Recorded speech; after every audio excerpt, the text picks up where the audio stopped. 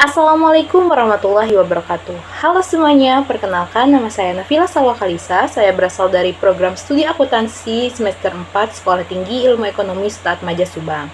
Di sini saya akan membuat video penjelasan mengenai analisis rasio keuangan, analisis rasio likuiditas, solvabilitas, aktivitas, dan profitabilitas pada PT Kereta Api Indonesia tahun 2023, di mana video ini saya buat untuk memenuhi tugas akhir mata kuliah Analisa Laporan Keuangan dengan dosen pengampu Ibu Trisandi Eka Putri, SE MSI.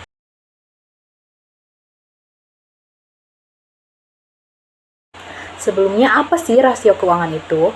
Jadi, rasio keuangan adalah alat analisis kuantitatif yang digunakan untuk mengevaluasi kinerja keuangan suatu perusahaan dengan cara membandingkan pos-pos yang terdapat dalam laporan keuangan, terutama neraca dan laporan laba rugi. Terus, apa saja sih jenis rasio keuangan? Seperti yang sudah saya sebutkan tadi, yang pertama rasio likuiditas, yang kedua rasio solvabilitas, yang ketiga rasio aktivitas, dan yang keempat rasio profitabilitas. Yang pertama, rasio likuiditas.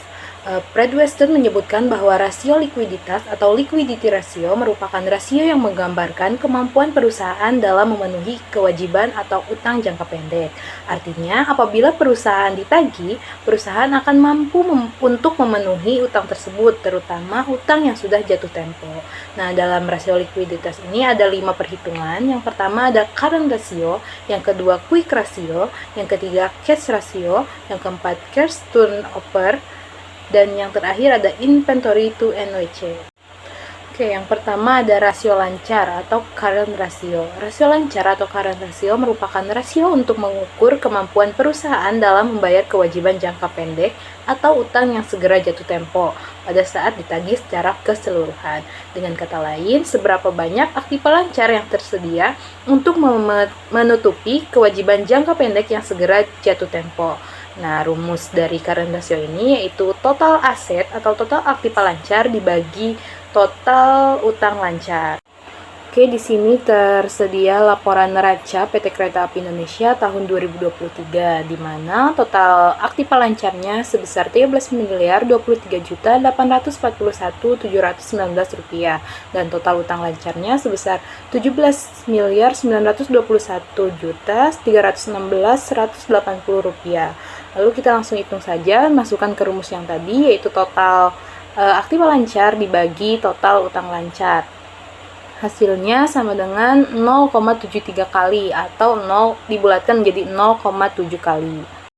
Oke, yang kedua ada rasio sangat lancar atau quick ratio atau bisa juga disebut dengan rasio cepat. Nah, quick ratio ini merupakan rasio yang menunjukkan kemampuan perusahaan dalam memenuhi atau membayar kewajiban atau utang lancar dengan aktiva lancar tanpa memperhitungkan nilai persediaan atau inventory. Rumusnya yaitu quick ratio sama dengan current asset dikurangi inventory dibagi current liabilities, atau juga bisa dengan quick ratio sama dengan kas ditambah kas bank ditambah efek ditambah piutang dibagi current liabilities. Kenapa inventory dikurangi? Karena persediaan itu tidak bisa dikatakan sebagai akun yang sangat lancar. Nah, di sini tersedia laporan neraca PT Kereta Api Indonesia, yaitu total aktiva lancar sebesar Rp13.841.719 dan total utang lancarnya Rp17.921.316.180 dan persediaannya sebesar Rp1.529.171. Kita masukkan ke rumus yang tadi, yaitu quick ratio sama dengan total aktiva lancar dikurangi persediaan dibagi total utang lancar.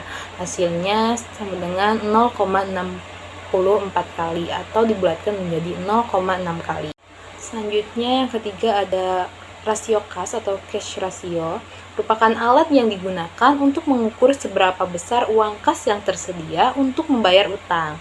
Ketersediaan uang kas dapat ditunjukkan dari tersedianya dana kas atau yang setara dengan kas, seperti rekening giro atau tabungan di bank atau yang ditarik setiap saat. Nah, rumusnya itu cash ratio sama dengan cash or cash equivalent dibagi current liabilities, atau bisa juga dengan cash ratio sama dengan kas dan bank dibagi current liabilities. Baik, di sini tersedia kas dan bank PT Kereta Api Indonesia tahun 2023 sebesar Rp5.138.571.482 dan total utang lancarnya sebesar Rp17.921.316.180. Kita masukin ke rumus yang tadi. Kas dan bank dibagi total utang lancar, hasilnya sama dengan 0,286 atau dibulatkan menjadi 29%. Baik, yang keempat ada rasio perputaran kas atau cash turnover. Rasio ini digunakan untuk mengukur tingkat ketersediaan kas untuk membayar tagihan atau utang dan biaya-biaya yang berkaitan dengan penjualan. Rumusnya itu rasio perputaran kas sama dengan penjualan bersih dibagi modal kerja bersih. Nah, untuk modal kerja rumusnya itu total aktiva lancar dikurangi total utang lancar. Seperti yang diketahui di sini ada total utang lancarnya dan total liabilitas jangka pendek atau total utang lancarnya. Kita langsung hitungkan saja. Di sini juga tersedia penjualan bersih yang terdapat di dalam laporan laba rugi PT Kereta Api Indonesia tahun 2023, yaitu penjualan bersih sebesar Rp35.160.535.574. Nah, masukkan saja ke rumus. Kita hitung dulu modal kerja bersihnya dulu, yaitu total aktiva lancar dikurangi total utang lancar, hasilnya minus Rp4.474.461.461. Kenapa minus? Karena total utang lancarnya lebih tinggi atau lebih besar dari total aktiva lancar. Lalu kita masukkan ke rumus rasio perputaran kas, yaitu rumusnya penjualan bersih dibagi modal kerja bersih.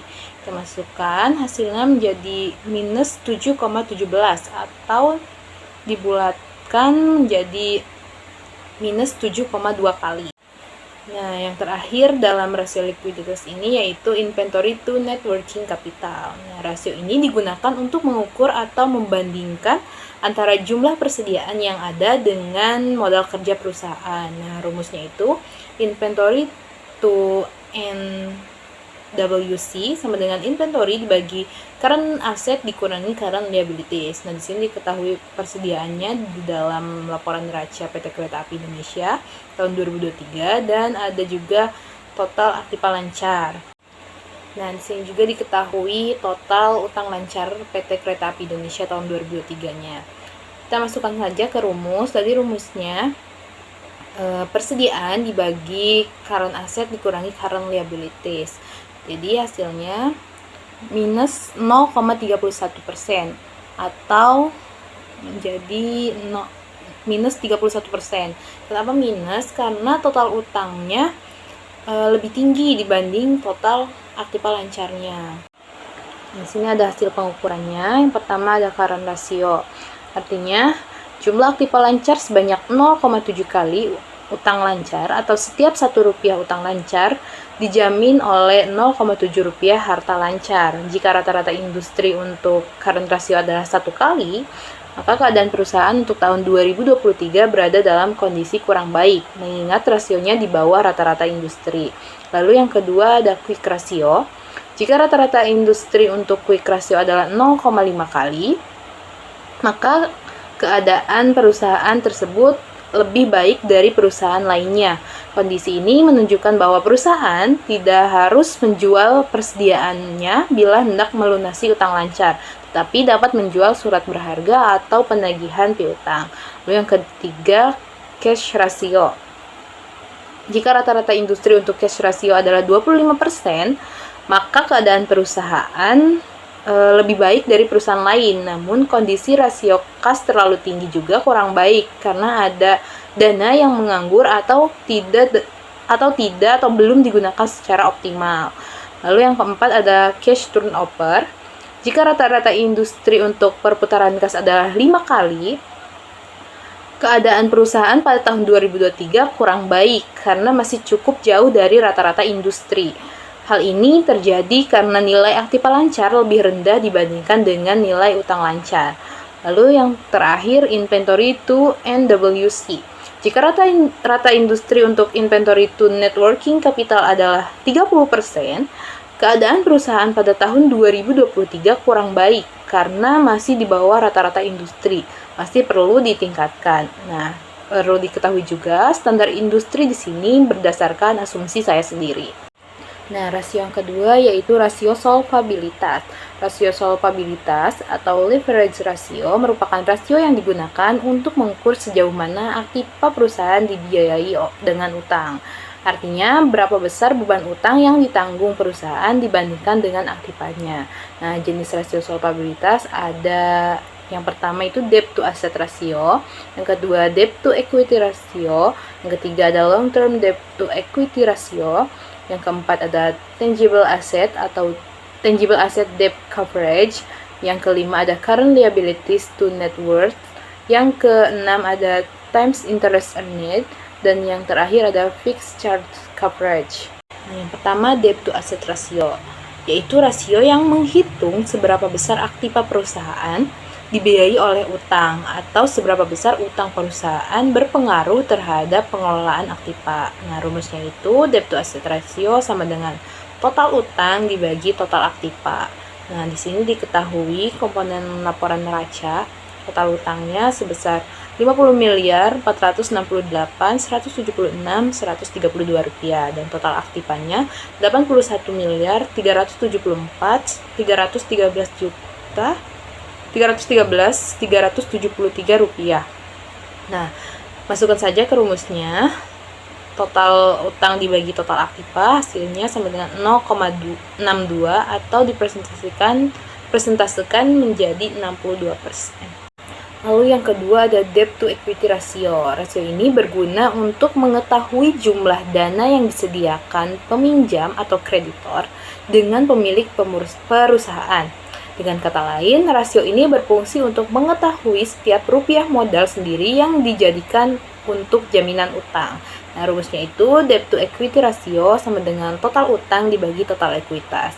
Di sini terdapat komponen laporan keuangannya. Total utangnya sebesar 50 miliar 468 juta 176 132 rupiah dan total ekuitasnya 30 miliar 906 juta 137 241 rupiah.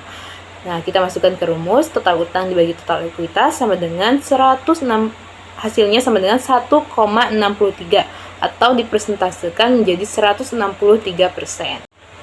Lalu yang ketiga ada long term debt to equity ratio atau bisa disebut LTDTER, merupakan rasio antara utang jangka panjang dengan modal sendiri.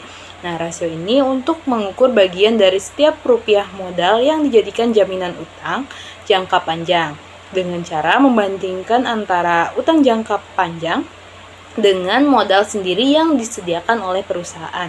Nah, rumus LTDTER ini sama dengan long term debt dibagi equity. Nah, di sini ada komponen laporan keuangan. Total utang jangka panjangnya sebesar 32 miliar 546 859 952 juta dan total ekuitasnya 30 miliar 906 juta 137 241 rupiah.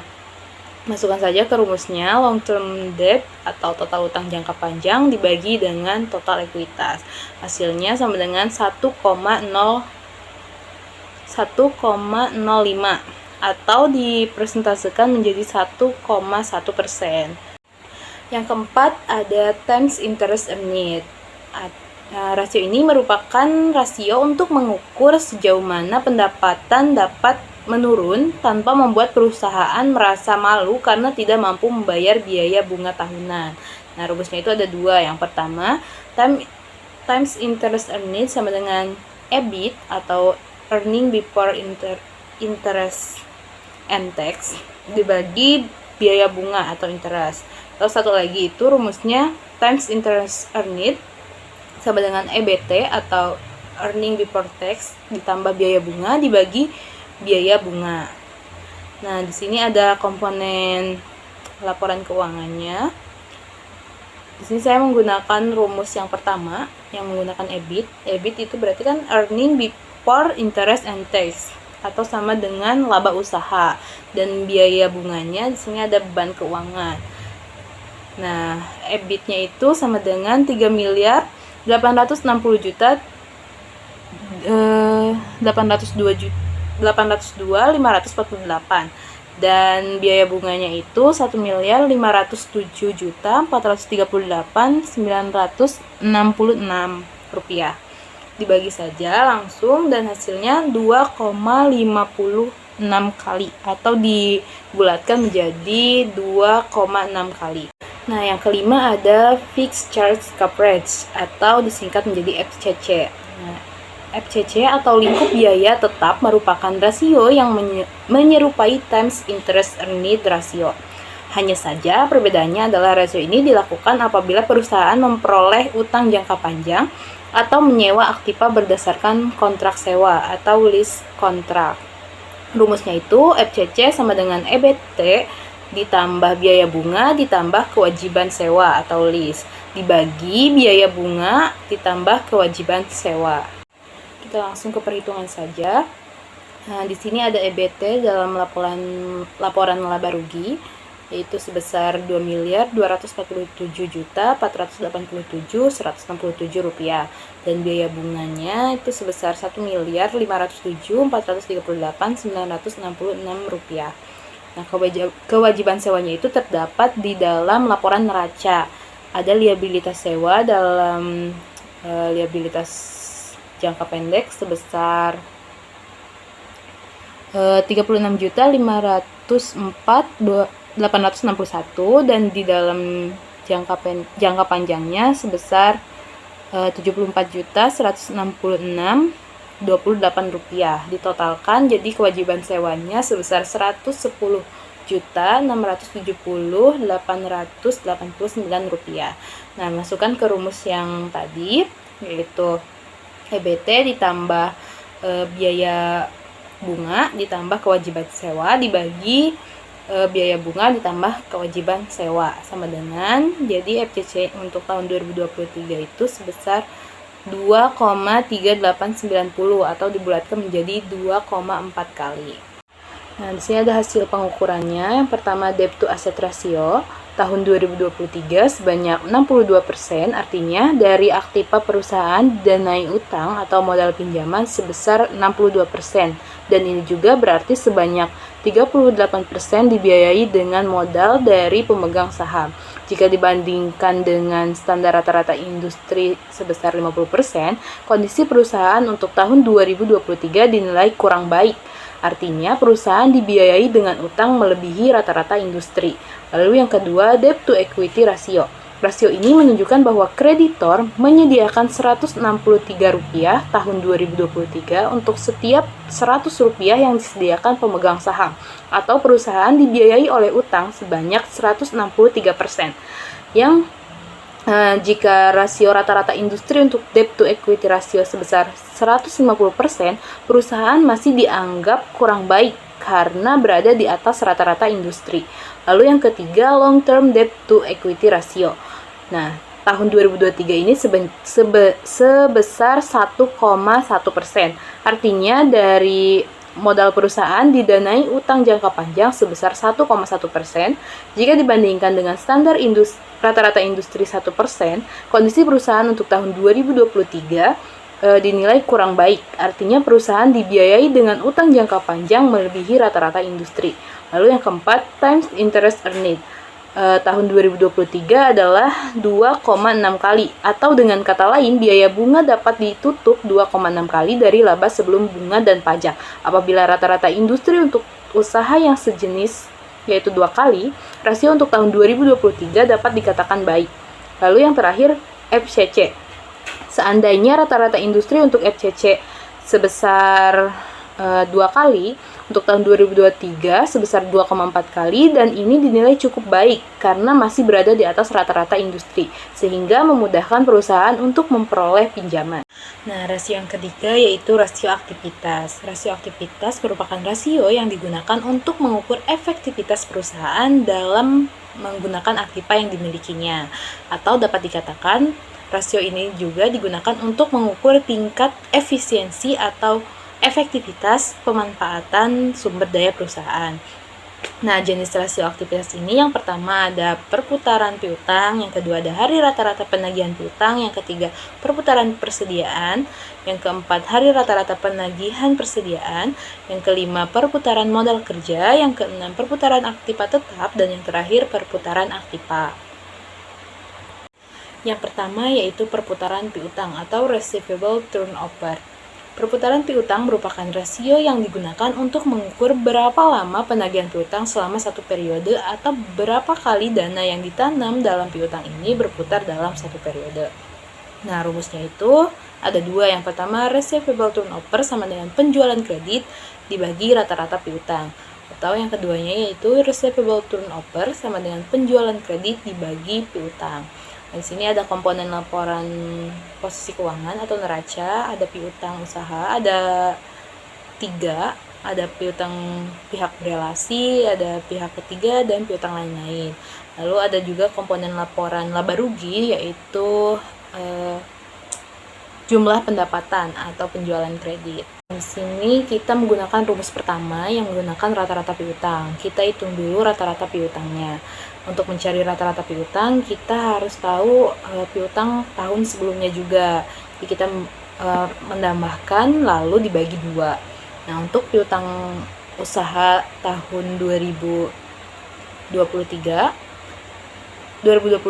ada piutang usaha pihak berelasi, ada pihak ketiga, dan piutang lain-lain. Jadi total piutang 2022 itu 1.496.341.130 rupiah, dan piutang usaha tahun 2023 yaitu 1.931.181.765 rupiah.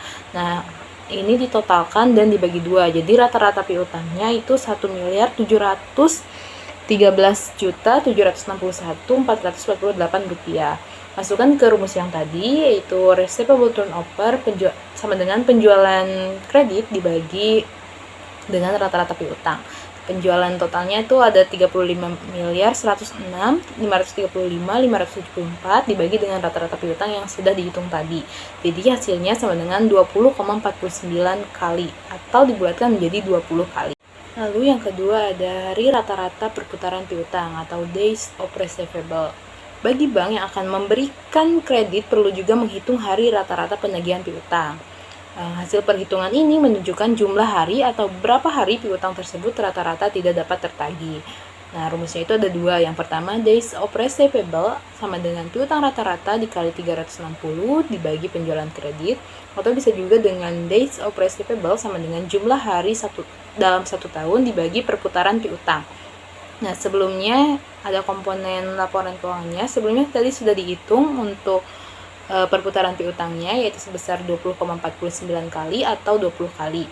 Nah, jumlah hari dalam 1 tahunnya kita ambil 360 hari. Kita masukkan ke rumus, jumlah hari dalam 1 tahun 360 dibagi dengan 20,49 sama dengan 17,57 atau 18 hari. Yang ketiga yaitu perputaran persediaan atau inventory turnover. Perputaran persediaan merupakan rasio yang digunakan untuk mengukur berapa kali dana yang ditanam dalam persediaan atau inventory ini berputar dalam satu periode. Dapat diartikan bahwa perputaran persediaan merupakan rasio yang menunjukkan berapa kali jumlah barang persediaan diganti dalam 1 tahun. Semakin kecil rasio ini, maka semakin jelek, demikian pula sebaliknya. Nah, rumusnya itu ada 2. Yang pertama, inventory turnover sama dengan harga pokok barang dijual dibagi persediaan, atau inventory turnover sama dengan penjualan dibagi persediaan. Di sini ada komponen laporan keuangan dalam laporan laba rugi, itu ada jumlah pendapatan atau penjualan, dan ada juga persediaan. persediaan dalam laporan posisi keuangan atau neraca. Baik, di sini kita gunakan rumus yang kedua, yaitu penjualan dibagi persediaan.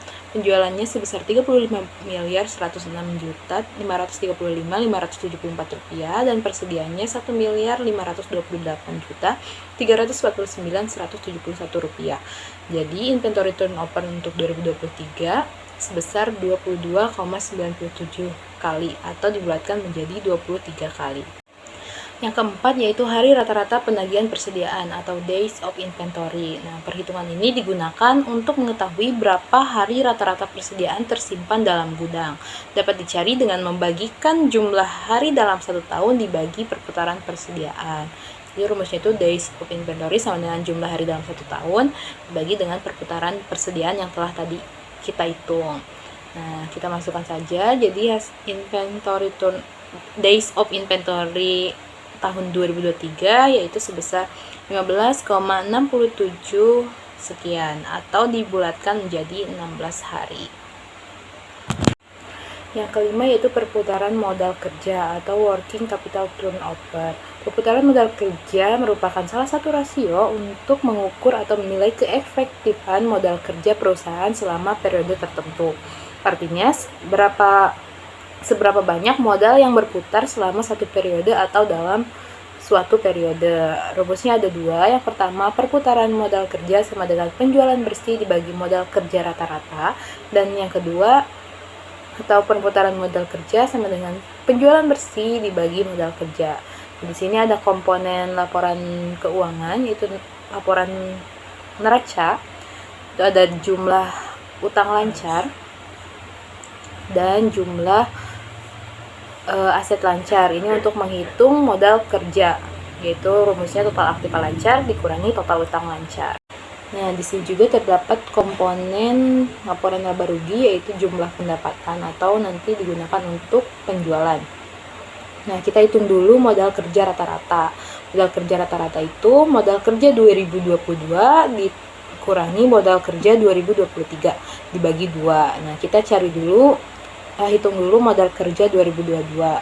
Total aktiva lancar 2022 dikurangi total utang lancar 2022. Hasilnya modal kerja untuk 2022 itu Rp8.812.809.919. Untuk modal kerja 2023 yaitu totalnya minus Rp4.897.474.461. Nah, kita kurangi dan bagi 2. Jadi total modal kerja rata-ratanya yaitu Rp1.959.667.729. Kita masukkan ke rumus perputaran modal kerja, yaitu penjualan dibagi modal kerja rata-rata. Penjualannya atau pendapatan bersihnya yaitu Rp35.135.574 dibagi dengan modal kerja rata-rata yang telah dihitung tadi, jadi totalnya 17,93 atau 17,9 kali. Lalu yang keenam ada perputaran aktiva tetap atau fixed asset turnover. Merupakan rasio yang digunakan untuk mengukur berapa kali dana yang ditanamkan dalam aktiva tetap berputar dalam satu periode, atau dengan kata lain untuk mengukur apakah perusahaan sudah menggunakan kapasitas aktiva tetap sepenuhnya atau belum. Nah, rumusnya itu fixed asset turnover sama dengan penjualan bersih dibagi total aktiva tetap. Sini ada komponen laporan laba rugi untuk penjualan bersih atau jumlah pendapatan. Lalu ada juga laporan neraca untuk jumlah aktiva tetap atau total aktiva tetap. Kita masukkan ke rumus. Untuk perputaran aktiva tetap, rumusnya penjualan dibagi total aktiva tetap. Untuk penjualannya atau pendapatan bersihnya yaitu Rp38.106.535.574 dan total aktiva tetapnya sebesar Rp68.350.471.654. Jadi fixed asset turnover untuk 2023 sebesar 0,51 kali atau 0,5 kali. Dan yang terakhir perputaran aktiva atau aset turnover. Total aset turnover merupakan rasio yang digunakan untuk mengukur perputaran semua aktiva yang dimiliki perusahaan dan mengukur berapa jumlah penjualan yang diperoleh dari tiap rupiah aktiva. Nah, rumusnya itu aset turnover sama dengan penjualan dibagi total aktiva. Di sini ada komponen laporan keuangannya dari laporan laba rugi yaitu jumlah pendapatan, dan laporan posisi keuangan atau neraca itu dari total aktivanya. Kita masukkan ke rumus untuk penjualan yaitu diketahui sebesar 35.106.535.574 rupiah dan total aktivanya sebesar 81.374.313.373 rupiah. Kita langsung bagikan saja. Jadi untuk aset turnover tahun 2023 sebesar 0,43 kali atau 0,4 kali. Nah, di sini terdapat hasil pengukuran. Yang pertama, receivable turnover. Artinya, perputaran piutang untuk tahun 2023 adalah 20 kali dibandingkan penjualan.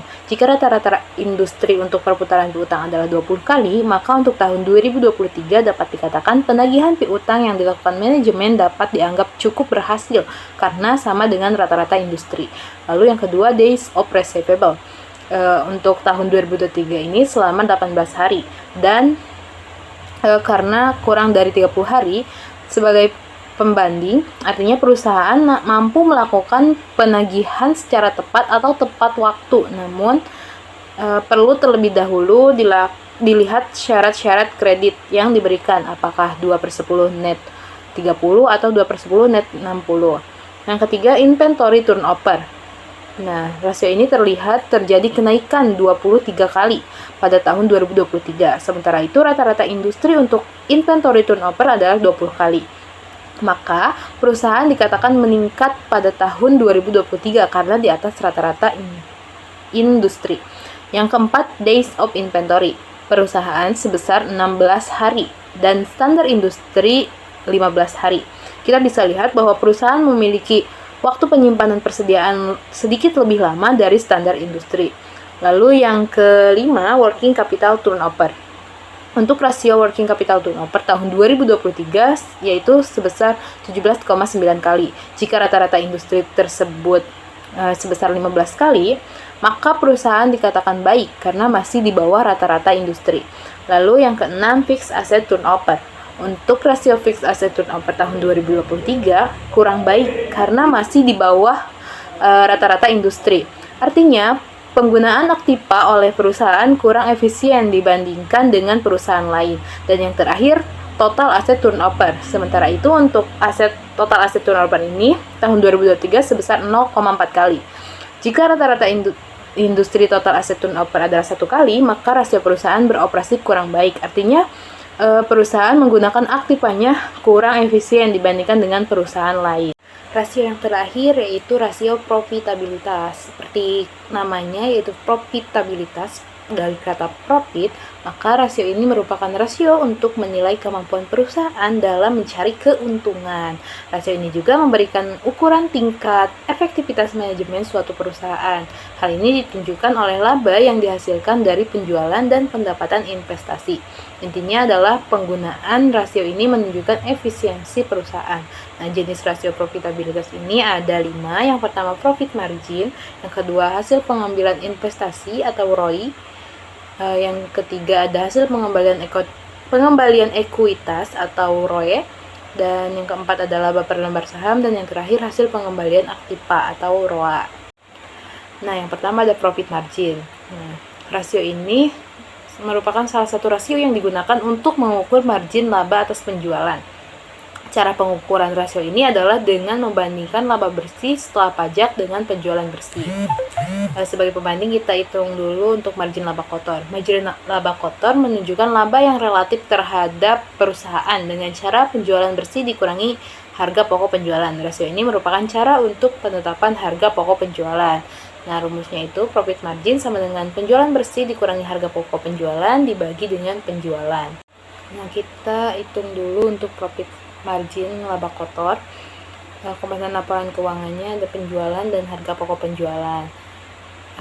Penjualannya sebesar 35.106.535.574 rupiah dan harga pokok penjualannya sebesar 27.018.520.240 rupiah. Nah, kita langsung masukkan ke dalam rumus. Jadi hasilnya 0,23 atau dipresentasikan sebagai menjadi 23%. Nah, ini untuk margin laba bersih. Margin laba bersih merupakan ukuran keuntungan dengan membandingkan antara laba setelah bunga dan pajak dibandingkan dengan penjualan. Rasio ini menunjukkan pendapatan bersih perusahaan atas penjualan. Nah, rumusnya itu net profit margin sama dengan EAT atau Earning After Interest and Tax dibagi penjualan. Nah, di sini ada komponen laporan laba rugi, jumlah pendapatan sebesar sekian, 35 miliar sekian. Lalu ada komponen laporan laba rugi untuk EAT atau Earning After Interest and Tax, atau bisa disebut juga laba tahun berjalan. Kita masukkan ke dalam rumus. Untuk penjualan tadi sebesar 35.106.535.574 rupiah, dan EAT-nya sebesar 1.871.548.137 rupiah. Kita masukkan ke dalam rumus, jadi hasilnya 0,05 atau dipresentasikan menjadi 5%. Lalu yang kedua ada hasil pengambilan investasi atau return on investment atau bisa disebut juga ROI. Nah, ROI ini merupakan rasio yang menunjukkan hasil atau return atas jumlah aktiva yang digunakan dalam perusahaan. Nah, rumus dari ROI ini sama dengan Earning After Interest and Tax atau EAT dibagi dengan investasi. Sini ada komponen investasi, ada beberapa investasi, ada investasi bersama, terus investasi jangka panjang. Nah, nanti kita totalkan. Lalu ada juga komponen EAT atau laba tahun berjalan. Lalu kita masukkan ke perhitungan. Nah, kita totalkan dulu tadi investasinya, ada investasi entitas asosiasi dan ventura bersama dan investasi jangka panjang. Jadi total investasinya sebesar 5.441.117.918 rupiah.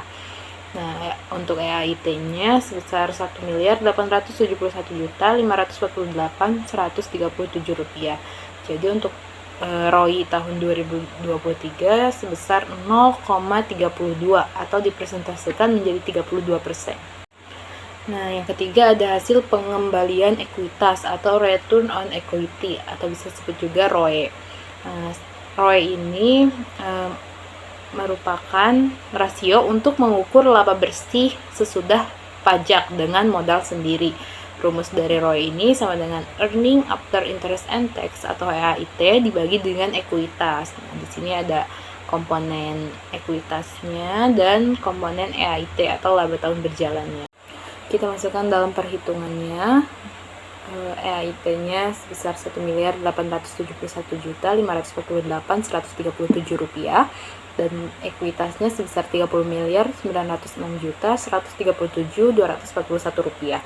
Jadi total ROE tahun 2023 sebesar 0,06 atau dipresentasikan menjadi 6%.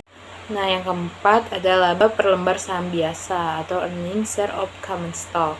Rasio laba per lembar saham atau disebut juga rasio nilai buku merupakan rasio untuk mengukur keberhasilan manajemen dalam mencapai keuntungan bagi pemegang saham. Nah, rumus dari laba per lembar saham itu yaitu sama dengan laba saham biasa dibagi dengan saham biasa yang beredar. Namun dalam PTKI ini sudah diketahui di dalam laporan keuangannya yaitu sebesar Rp84. Nah, yang terakhir yaitu hasil pengembalian aktiva atau return on asset. Rasio ini mengukur kemampuan perusahaan dalam menghasilkan laba bersih dari aset yang dimilikinya. ROA yang tinggi menunjukkan bahwa perusahaan mampu mengelola asetnya secara efektif untuk menghasilkan keuntungan. Nah, rumus dari ROA ini sama dengan EAT dibagi total aset.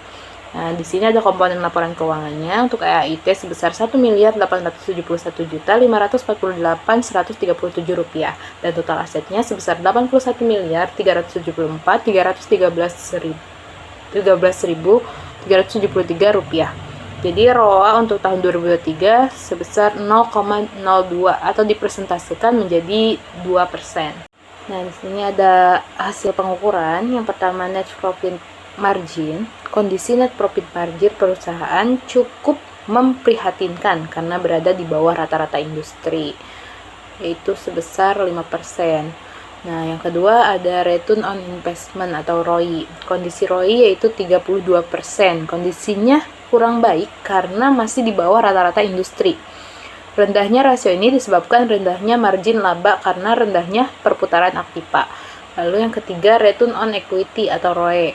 Jika rata-rata industri untuk ROE adalah 5%, berarti kondisi perusahaan tahun 2023 dalam kondisi yang baik.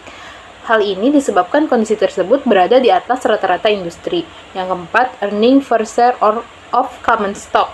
Kondisi laba per lembar saham juga menurun dari tahun 2022 ke tahun 2023.